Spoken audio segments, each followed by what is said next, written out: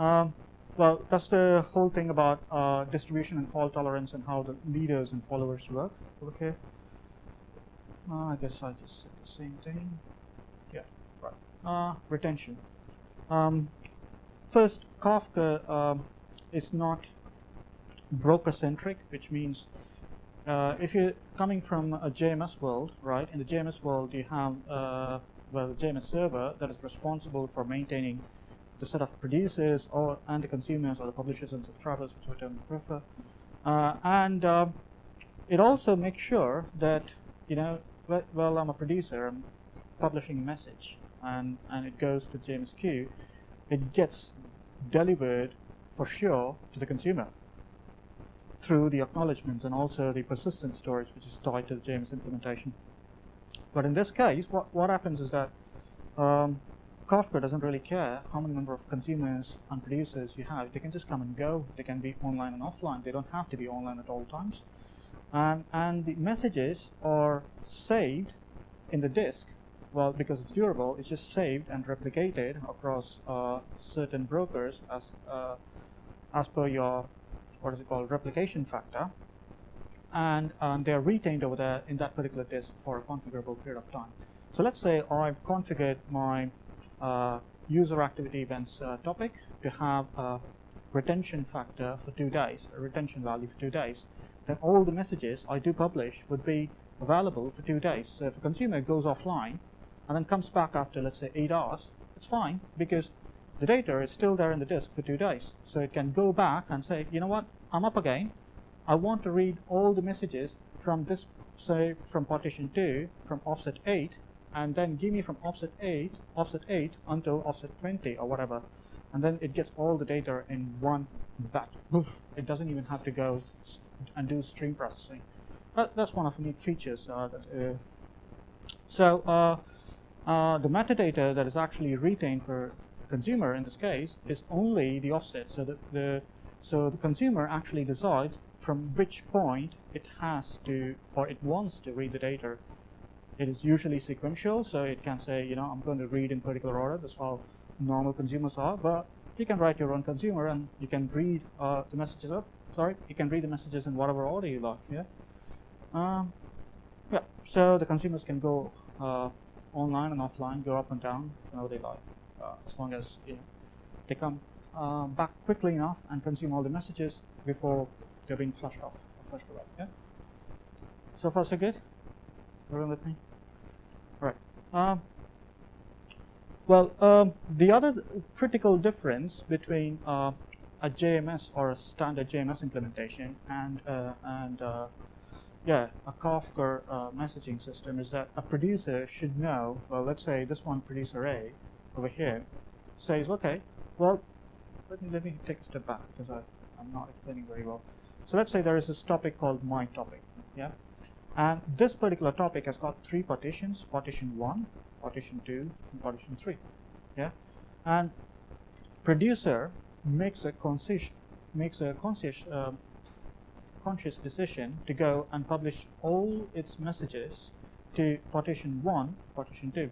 It does publish to these 2 particular partitions in a round-robin fashion. Or you can also have a producer that says, you know what, I'm just going to publish my messages to partition 3. So in a sense, a producer can choose the partitions to which it would write the messages to, or, you know, well, write us to nitty-gritty. I would say publish the messages to, because it sounds cool. So, I'm not saying we would like to do that. I'm just saying that it's possible if you'd like to. It's because let's say if all these partitions are not in one machine. Usually, if you know, for example, this particular partition has got a leader, well, obviously each and every partition would have a leader. So this one, partition 1, is on broker 1, which is a leader, because your writes always go to a leader, and the followers passively listen to it. So it has to do replication and fault tolerance, load balancing, and all that. And this one is on broker 2, and this one's on broker 3. For example, you know that broker 3 is a much better, nicer hardware because your company just got new budget and then it's a fancy new stuff, and you want to have this really high load application to just write it off to broker 3 because it's got it doesn't have spinning disk, for instance. It probably has SSD, so it can just write all the messages very quickly. So you can choose to do that. But in the demo, we're not going to do that. What we're going to do in the demo, though, is that we're going to have a set of producers belonging to one group, a producer group. I'm getting a bit ahead, but I'm just going to go ahead and tell it anyway. So we're going to have a group of producers belonging to one group called the producer group, and we're going to have a group of consumers as well.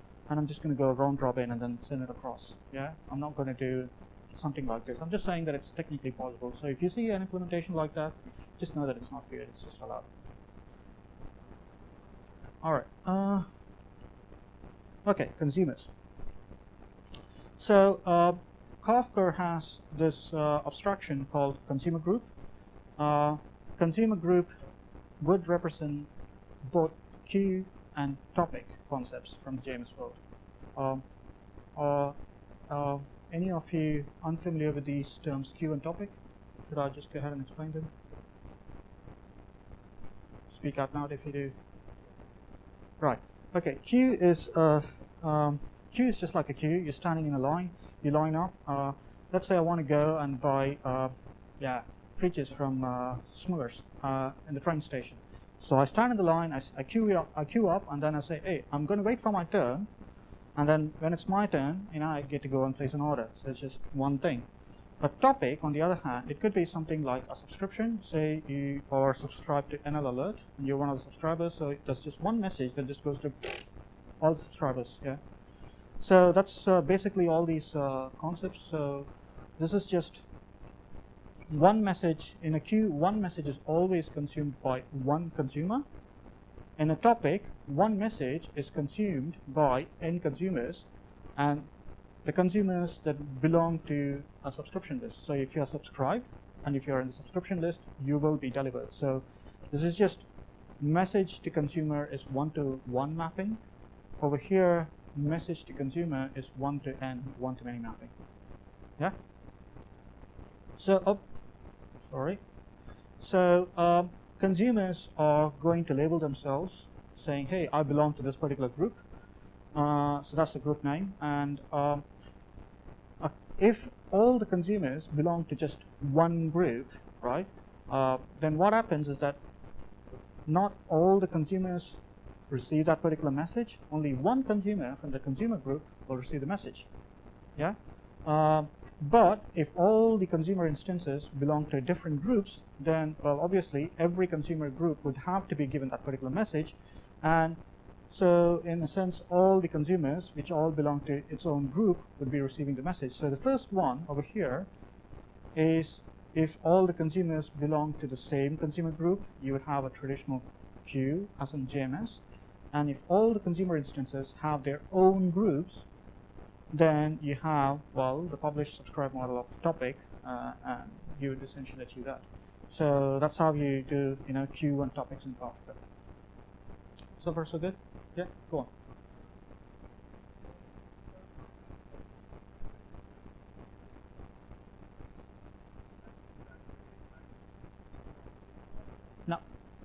No acknowledgements. We don't care about you being able to process it or not. If you're not, here's the thing. You, as a consumer, would control the offset, right? You can go back if you fail. You crash as you process the message because it's a message with a virus. I'm going to kill your software, and your software dies for whatever reason. So then what you do is you say, okay, well, that particular message was not processed, so you go back to that particular offset and reread the message because the message is right there. In JMS, you have to understand, once the message is processed, it's like the James Bond message, or like the ones in Mission Impossible. You read the message and the message will self-destruct. It's gone. In Kafka, no, the bloody thing is going to be there, so you can go back and read as many times as you want.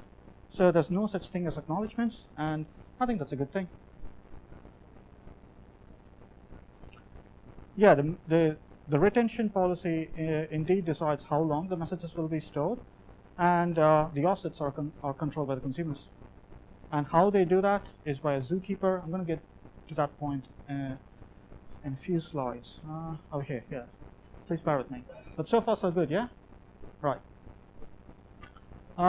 Well, yeah, so it's the same thing that I'm trying to explain a bit more in a pictorial fashion over here. So here you have P0, which is a publisher. Well, this is a cluster which has got two servers. The servers are just brokers.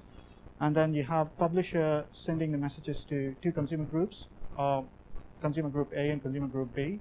And it just, because this consumer group A has got two consumers C1 and C2, the messages will be processed either by C1 or by C2. And in this particular case, well, the same thing, one of them will actually process. Sorry, going back in the wrong direction. Yeah, right. So here's the summary of comparison between Kafka and JMS. So you can make a conscious decision as to which software or which messaging infrastructure you'd like to use.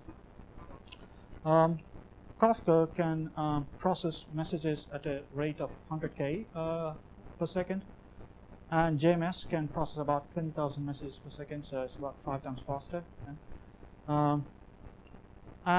Here, because as a consumer, you can try and process the messages over and over again because you control the offset until the retention period expires.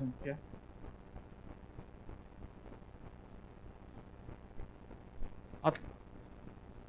Yeah, you can choose not to read it, but I'm saying, yeah, you can read it at least once, or 0 to n, actually. Yeah, you're right.